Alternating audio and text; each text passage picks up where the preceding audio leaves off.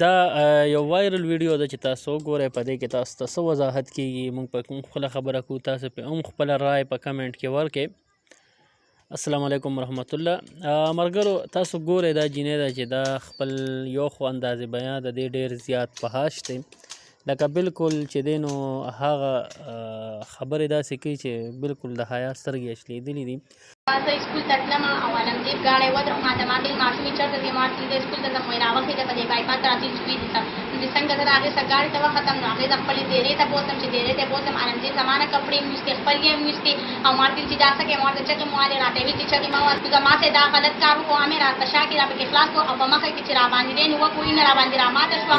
یو خو اندازې بیان د دې ډېر زیات فحاش دی، لکه بالکل چې دی نو هغه خبرې داسې کوي چې بالکل د حیا سترګې شلېدلې دي.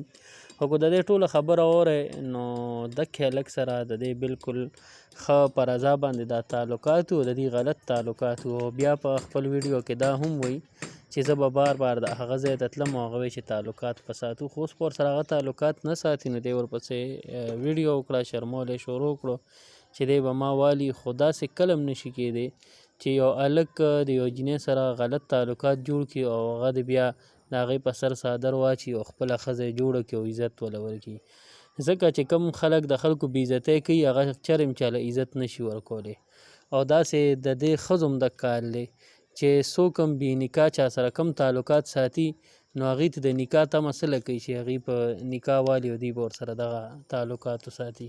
او دکه ښځې هم د کور د ساتنې یا د کور کې د عزت ورکولو نه وي.